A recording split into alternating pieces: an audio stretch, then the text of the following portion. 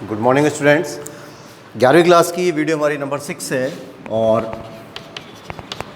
Subject हमारा math है ही, कक्षा 11, विषय है गणित। अब देखिए, लास्ट पॉइंट जो हमने वहाँ छोड़ा था, अपना जो लास्ट लेक्चर था, उसमें मैंने आपको अंतराल बता दिए थे, है ना।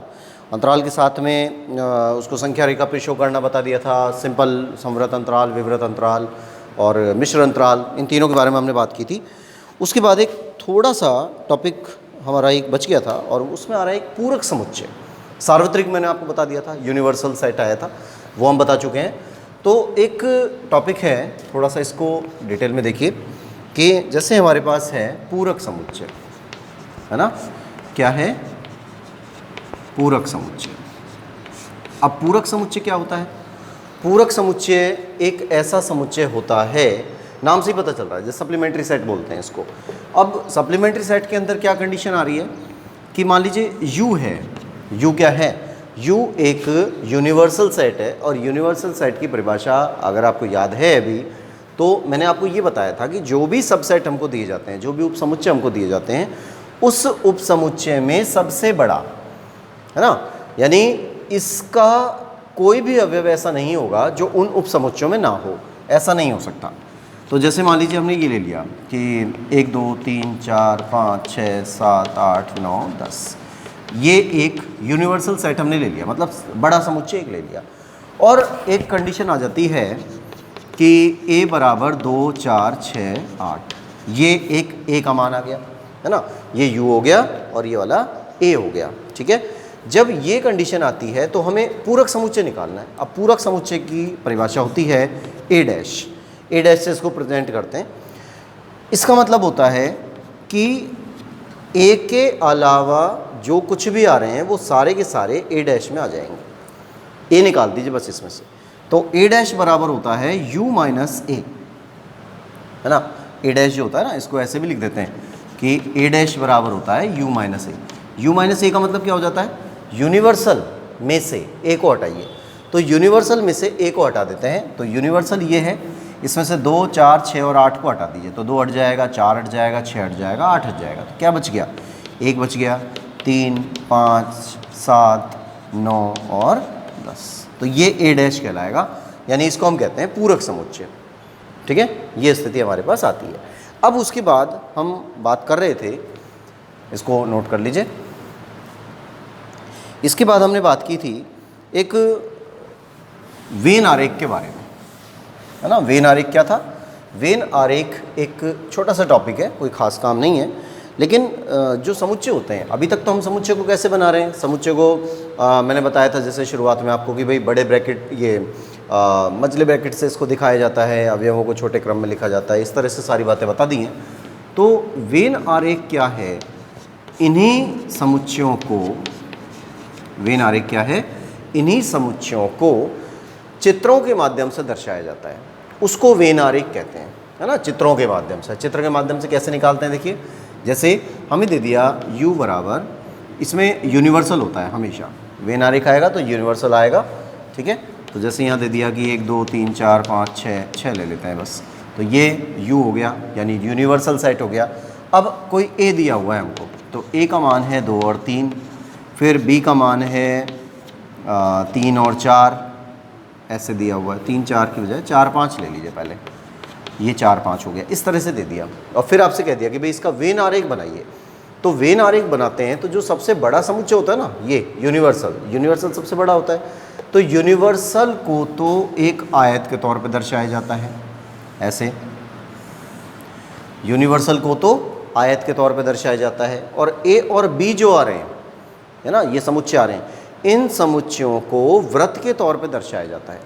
तो जैसे हमने ये बना लिया कि भाई ये a है और ये वाला b है, तो इसको लिख देंगे a, इसको लिख देंगे b, और यहाँ से आ जाएगा 2 और 3, है ना, 2 और 3, और यहाँ से आ गया 4, यहाँ आ गया 5, तो और ये साइड में u लिख देते हैं ऐसे। तो इसका मतलब ये यूनिवर्सल है, ये जो मतलब ये तो सबसे बड़ा समुच्चय, इस सबसे बड़े समुच्चय में 2 3 भी आ रहा है ना, 4 5 भी आ रहा है, तो बाकी के जो अवयव बच गए, 2 3 4 5 बच गए। अब 1 और 6 हैं, इस 1 और 6 को आप यहाँ कहीं भी लिख सकते हैं, बाहर, वृत्त के अंदर नहीं। वृत्त के अंदर लिख दिया तो इसका मतलब ये समुच्चय ए माना जाएगा, दूसरे वृत्त के अंदर लिख दिया तो ये समुच्चय बी माना जाएगा। लेकिन अब ये ना तो जो 1 है वो ना तो ए में आ रहा है और ना ही बी में आ रहा है, तो इसी प्रकार से 6 है, ना तो ए में आ रहा है ना ही बी में आ रहा है। हो गया क्लियर? तो ये स्थिति हमारी बनती है। इस प्रकार से जब हम चित्रों को दिखाते हैं तो इसको कहते हैं वेन आरेख। ठीक है, अब हम यहाँ पर कुछ ऑपरेशंस हैं उनके बारे में बात करते हैं। कुछ संक्रियाएं हैं, इनको लिख लीजिए, फिर इनकी संक्रियाएं आती हैं हमारे पास, उन संक्रियाओं को देखते हैं। बाकी नॉर्मल है सब काम, कोई ख़ास ज़्यादा कठिन नहीं है ये, लेकिन जब पहली बार कोई चीज़ पढ़ते हैं तो थोड़ा सा अजीब तो लगता ही है।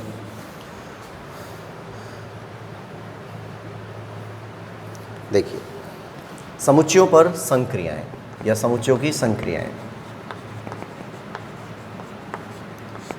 समुच्चयों की संक्रियाएं,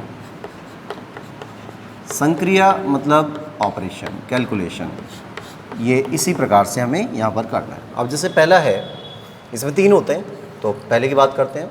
इसको हम कहते हैं यूनियन, इंग्लिश में हम यूनियन कह देते हैं, लेकिन जैसे यूनियन का मतलब क्या है, किसी भी चीज़ को मिलाना है ना, इकट्ठा करना, वो यूनियन कहलाता है। तो इसको हम कह देते हैं संघ। वैसे तो संघ बोलते हैं, पर लिखते कैसे हैं? यूनियन, ऐसे लिख देते हैं। यूनियन नाम से आपको थोड़ा सा ध्यान रखना है, यू आएगा, और यू यूनिवर्सल में भी आ रहा था, है ना। थोड़ा यहाँ सतर्क हो जाना है आपको कि जो संघ है ना, संघ मतलब इकट्ठा होना। संघ का मतलब क्या होता है? इकट्ठा होना, एकत्रित होना, है ना, ग्रुप बनाना, ये संघ होता है, संगठन जिसको हम बोल देते हैं। तो वही चीज़ यूनियन कहलाती है। ठीक, यूनियन यू से चालू हो रहा है और यूनिवर्सल भी यू से चालू हो रहा है। तो यहाँ पर अब दोनों को तो आप यू से दर्शा ही नहीं सकते। अगर बाई चांस मैंने मान लीजिए ऐसे लिख दिया यू, तो आधे बच्चे तो ये कहेंगे कि भाई ये यूनिवर्सल का यू है, आधे बच्चे ये कहेंगे कि ये यूनियन का यू है। तो कहीं ना कहीं तो कोई अंतर करना पड़ेगा। वो अंतर क्या किया? अंतर जब आप बुक में देखेंगे तो थोड़ा सा आपको अंतर स्पष्ट दिखेगा कि जहाँ पर भी यूनियन आ रहा है ना, उस जगह यू तो बन रहा है, लेकिन थोड़ा सा ऐसे बन रहा है यू। ध्यान दीजिएगा इसको, थोड़ा सा इस तरह से, जैसे थोड़ा सा चौड़ा। नॉर्मली यू ऐसे बनता है जो आप इंग्लिश में लिखते हैं, लेकिन जब हम यूनियन बनाते हैं ना तो ये चौड़ा यू बन रहा है, इस प्रकार से। तो यूनियन दिखाने के लिए या संघ को दिखाने के लिए हम इस प्रकार का यू बनाते हैं। क्लियर है यहाँ तक, है ना। अब इसका मीन्स क्या होता है? अब नाम से तो पता चल रहा है कि भाई संघ होता है, संघ यानी यूनियन होता है, यानी एक से ज़्यादा अगर समुच्चय हमारे पास हैं और उन समुच्चयों को हम जोड़ रहे हैं, मतलब नॉर्मली हम जोड़ वर्ड यूज़ कर सकते हैं कि हम उनको मिला रहे हैं, मिला के लिख रहे हैं, तो एक बहुत बड़ा समुच्चय तैयार हो जाएगा। छोटे छोटे समुच्चयों को मिलाकर अगर हम एक समुच्चय बनाते हैं तो एक समुच्चय तैयार होगा और उसे हम बोलेंगे समुच्चयों का संघ, यानी समुच्चयों का जोड़ना। एडिशन नहीं बोलेंगे, यूनियन बोलेंगे। ठीक है, जैसे अभी उदाहरण की बात करें, जैसे मान लीजिए हमारे पास है 1 2 3 4, ये 4 अवयव हैं। इसी तरीके से बी आ गया, इसमें ले लिया हमने 5 6 7 8, ये हो गया।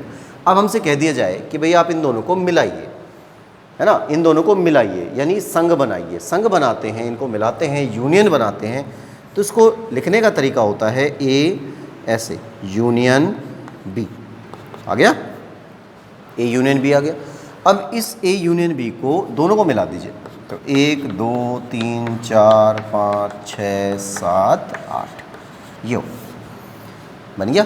भाई इसके अवयव नहीं छूटने चाहिए, कुछ भी, सारे अवयव मौजूद होने चाहिए, इसके भी सभी अवयव मौजूद होने चाहिए। तो ये अवयव मौजूद हो गए और सारे के सारे कंप्लीट हो गए। और लिखने का तरीका क्या रहेगा? A union B. तो ये जो यूनियन वाला यू है ना, आपको अलग से पहचान में आ जाएगा, क्योंकि बुक में देखिएगा आप इसी तरीके से थोड़ा सा चौड़ा करके इसको बनाया जाता है। तो इसी चीज़ को हम कहते हैं यूनियन। ठीक है, एक चीज़ तो ये नोट करिए, फिर अगला एग्जाम्पल बताता हूँ इसी का ही।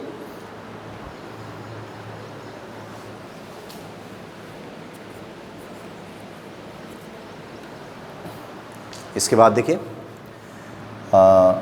जैसे मान लीजिए ए तो यही रहता है और हम बी को चेंज करते हैं थोड़ा सा। बी क्या आ जाता है? बी की जगह पर आ गया 3 4 5 6 7 8, ऐसे लिख दिया। अब थोड़ा सा अंतर दिखा कि भाई जो पहले हमने लिखा था ना, उसमें और इसमें क्या अंतर है। पहले वाले में क्या अंतर था, पहले वाले में 1 2 3 4 थे और यहाँ पर 5 6 7 8 थे। यही वैल्यू आ रही थी ना कि 3 4, वहाँ 4 तक था लेकिन 5 6 7 8 करके आ रहा था। लेकिन अब क्या हो रहा है, यहाँ पर भी 3 4 मौजूद हैं और यहाँ पर भी 3 4 मौजूद हैं, दोनों जगह पे हैं 3 4। तो ये जो 3 4 आ रहे हैं, तो इसको हम A यूनियन B जब लिखेंगे ना, तो देखिए आपको ध्यान होगा, मैंने एक एग्जाम्पल बताया था आपको और इस तरह से एक मैथमेटिक्स की स्पेलिंग लिखी थी मैथमेटिक्स की स्पेलिंग लिखी थी ना, और उसका समुच्चय बनाया था। तो मैंने आपको उस जगह पर एक नियम बताया था कि जब आप कोई भी समुच्चय बनाते हैं तो समुच्चय को लिखते समय कभी भी किसी भी अक्षर को रिपीट नहीं करते। ये बात बताई थी मैंने आपको, किसी भी अक्षर को रिपीट नहीं करते। अब यहाँ पे M आ रहा है, A आ रहा है ना, T आ रहा है, तो इसमें भी MAT आ रहा है। तो हमने इनको जो MAT आ रहा था उसको एक ही बार लिखा था, ध्यान होगा आपको, है ना। सेम यही काम यहाँ भी करना है कि जैसे अगर हमने लिख दिया, पहले इसके सारे अवयव लिखते हैं, 1 2 3 4 ये लिख दिए। जब हम 3 4 लिख चुके हैं तो 3 4 दोबारा प्राप्त हुआ। जब 3 और 4 दोबारा प्राप्त होता है तो अब दोबारा नहीं लिखना है। कहाँ से स्टार्टिंग होगी, 5 6 7 8। तो थोड़ा ध्यान देना कि जब उदाहरण हमारे पास था 1 2 3 4 और यहाँ पर था 5 6 7 8, अभी जस्ट पहले वाला जो उदाहरण आपने नोट किया है उसका आंसर भी यही आ रहा था, 1 2 3 4 5 6 7 8, है ना। और जब यहाँ पे हैं 4 अवयव, यहाँ पर हैं 6 अवयव, 4 और 6 हो गए 10 अवयव होने के बाद भी आंसर वही 8 अवयव आ रहा है। बात आ रही समझ में। तो ये जो कैलकुलेशन हमने की है यहाँ पर कि भाई यहाँ का जो 3 4 है, यहाँ का जो 3 4 है, इसको एक ही बार लिखना है, डबल बार नहीं रिपीट करना है, ये एक बहुत सिंपल कंडीशन है। लेकिन जब इसके कंपटीशन में सवाल आते हैं तो बहुत ही टेढ़े सवाल आते हैं और इसी लॉजिक का इस्तेमाल करके हम उनको हल कर लेते हैं। ठीक है, तो यहाँ पर थोड़ी सी मैथ्स वाले को प्लस पॉइंट मिलता है जब भी हम आगे कोई कंपटीशन देते हैं।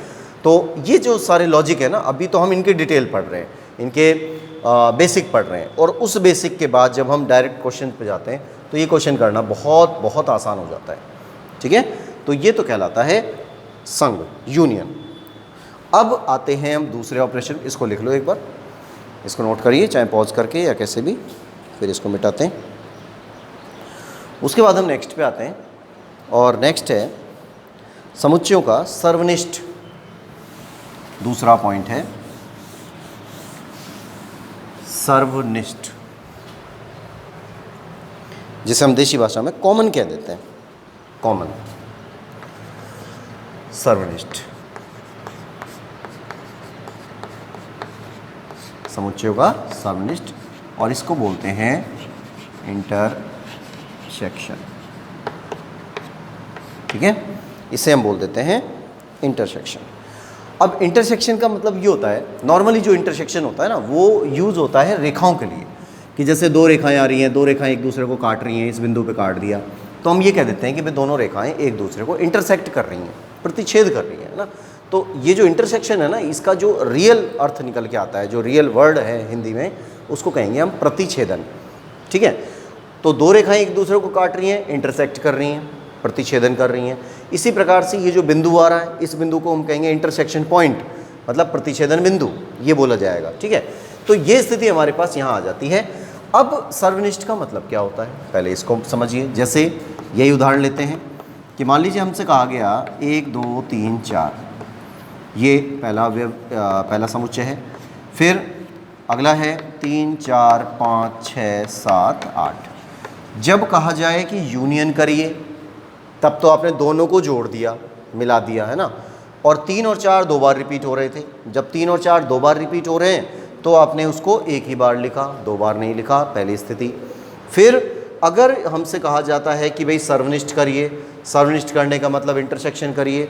जब हम इंटरसेक्शन की बात कर रहे हैं तो यहाँ पर एक चिन्ह लगता है यूनियन का उल्टा।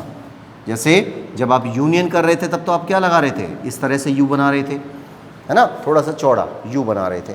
और जब इंटरसेक्शन करते हैं ना तो इसी को उल्टा कर देते हैं, यूं, ऐसे ऐसे आ जाएगा, इसको इंटरसेक्शन बोलते हैं। तो आप क्या करेंगे, अब इंटरसेक्शन निकाला तो ए इंटरसेक्शन बी, ऐसे लिखेंगे।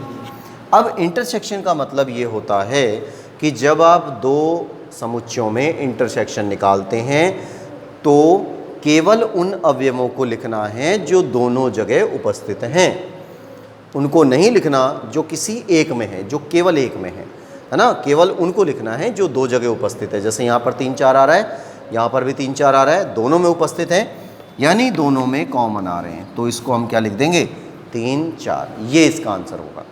ठीक है, ये कहलाता है इंटरसेक्शन। बात समझ में आ रही है। और इससे जस्ट पहले वाला एक जो एग्जाम्पल मैंने आपको बताया था, जो आपने यूनियन में पहले लिखा है ना, इसी वाले को देखते हैं। अगर उसका इंटरसेक्शन निकालें तो क्या होगा, अगर कॉमन ही ना हो तो। जैसे a बराबर 1 2 3 4 था और b बराबर 5 6 7 8 था। ये दो समुच्चय हैं हमारे पास, और ये दोनों के दोनों समुच्चय इस प्रकार के हैं कि इनके जो अवयव हैं वो आपस में मैच नहीं करते। इसके अवयव अलग हैं, इसके अवयव अलग हैं। जब दोनों के अवयव अलग अलग हैं, यानी कोई भी चीज़ कॉमन नहीं आ रही है, तो हम इंटरसेक्शन कैसे निकालेंगे। तब आप लिख देंगे a इंटरसेक्शन b बराबर, क्या चीज़ कॉमन निकली, कुछ भी नहीं। जब कुछ भी नहीं है तो उसको क्या लिखा जाएगा, फाई। और फाई के बारे में मैं आपको बता चुका पहले ही कि फाई क्या है, रिक्त समुच्चय है ना। कोई आपसे कहे कि भाई इसका जैसे a निकाला और इंटरसेक्शन b निकाला और फिर कहता है कि भाई इसका समुच्चय बताओ क्या है, तो समुच्चय में कोई अवयव आएगा क्या, कुछ भी नहीं आएगा भाई। ना तो इसमें कोई अवयव उपस्थित है ऐसा, ना इसमें उपस्थित है जो दोनों में मिल जाए, ऐसा कोई भी अवयव उपस्थित नहीं है। जब ऐसा कोई अवयव उपस्थित नहीं है तो क्या है फिर, समुच्चय खाली है। जब समुच्चय खाली है तो इसको क्या बोला जाएगा, फाई, रिक्त समुच्चय बोला जाएगा, और यही इसका आंसर होगा। ठीक है, तो मैंने आपको बताया था ना उस टाइम पे जब हम रिक्त समुच्चय की बात कर रहे थे तो कई उदाहरण भी दिए थे, तो उसमें मैंने ये भी बताया था कि जैसे जैसे हम आगे चलेंगे तो हमें पता चलेगा कि भाई रिक्त समुच्चय कहाँ कहाँ पे प्रयोग होता है। वहाँ पर तो मैंने आपको एक जनरल एक छोटा सा एग्जाम्पल दिया था कि ऐसी संख्या जो 10 से बड़ी है और 0 से छोटी है, ऐसा मैंने कुछ बताया था, ध्यान होगा आपको, लिख भी रखा होगा आपने, है ना। तो क्या कोई ऐसी संख्या पॉसिबल है जो 10 से तो बड़ी हो लेकिन 0 से छोटी हो, ऐसी कोई संख्या पॉसिबल ही नहीं है। जब ऐसी कोई संख्या पॉसिबल नहीं है तो इसका मीन्स क्या हुआ कि ये रिक्त समुच्चय होगा। ऐसा ही यहाँ पे हो रहा है कि ये और ये दो समुच्चय हैं, इन दोनों समुच्चयों में से हमें ऐसे अवयव निकालने हैं जो दोनों में उपस्थित हैं, तो कुछ है ही नहीं भाई, दोनों में कुछ भी नहीं है ऐसा जो दोनों में उपस्थित हो, तो हम क्या कह देंगे भाई कुछ भी नहीं है, यानी ऐसे अवयव हम नहीं लिख सकते। और जब ऐसे अवयव हम नहीं लिख सकते तो उसको क्या बोलेंगे, फिर उसको बोलेंगे हम खाली समुच्चय है, यानी रिक्त समुच्चय है ना। और रिक्त समुच्चय को मैं आपको बता ही चुका, रिक्त समुच्चय को आप ऐसे लिख सकते हैं या ऐसे लिख सकते हैं, लेकिन ऐसे मत लिख देना कि कोई ये कह दे कि भाई ये तो रिक्त का सिंबल और ये समुच्चय का सिंबल, तो गलत हो जाएगा, क्योंकि समुच्चय के अंदर एक अवयव आ गया और समुच्चय के अंदर अवयव कौन हो गया, रिक्त समुच्चय स्वयं एक अवयव हो गया। ठीक है, तो यहाँ थोड़ा सा आपको सतर्क हो जाना है, ये विशेष ध्यान रखिएगा।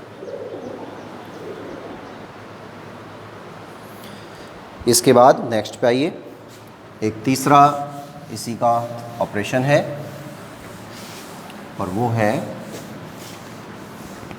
डिफरेंस का, जिसको हम माइनस बोल देते हैं, है ना, माइनस। तो माइनस में क्या क्या चीज़ें आ रही हैं देखिए,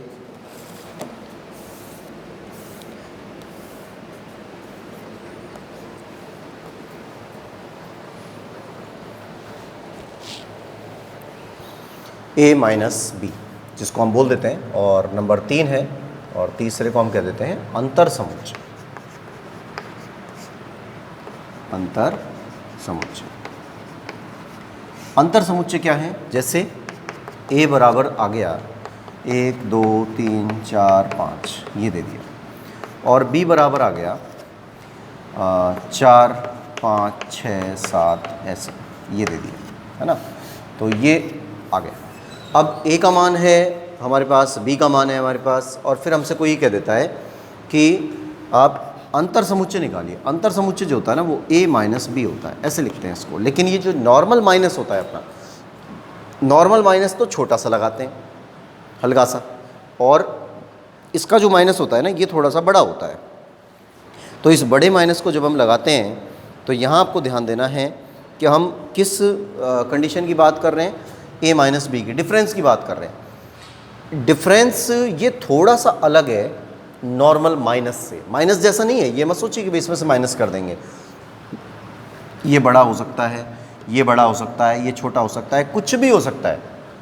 नॉर्मल माइनस में तो क्या होता है कि आप बड़ी संख्या में से छोटी संख्या को ही घटाते हैं। एक कंडीशन तो ये होती है। दूसरी कंडीशन ये होती है कि अगर आप छोटी संख्या में से बड़ी संख्या घटाते हैं तो माइनस में आंसर आ जाता है, लेकिन वो सिस्टम यहाँ पर नहीं आ रहा है। यहाँ बात आ रही है अवयवों की। तो हम क्या लिखेंगे, यहाँ पर प्राथमिकता रहती है किसकी, जो आगे है उसकी प्राथमिकता है। यानी आपको ऐसे अवयव लिखने हैं a माइनस बी। ध्यान से समझिएगा इसको, कि a माइनस बी का मतलब ऐसा होता है कि आपको ऐसे अवयव लिखने हैं जो केवल a में उपस्थित हैं, b में उपस्थित ना हो। ठीक है, ऐसे अवयव लिखने हैं जो केवल a में उपस्थित होते हैं, b में नहीं होने चाहिए। तो 1 2 3 ये देखिए a में उपस्थित है, जो a आगे है ना तो a की प्राथमिकता रहेगी। a में उपस्थित होने चाहिए, b में उपस्थित ना हो। तो 1 2 3 ऐसे अवयव हैं जो केवल a में उपस्थित हैं, b में नहीं है।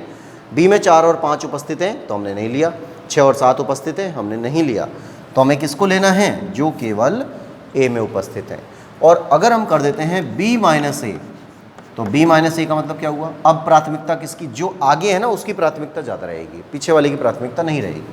तो यहाँ क्या लिख देंगे, b माइनस a का मतलब क्या हुआ, ऐसे अवयव लिखने हैं जो केवल b में उपस्थित हैं, a में उपस्थित नहीं होने चाहिए। तो केवल b में कौन कौन से हैं, 4 और 5 हैं, तो 4 5 यहाँ पे भी तो हैं, तो इसको नहीं लेंगे।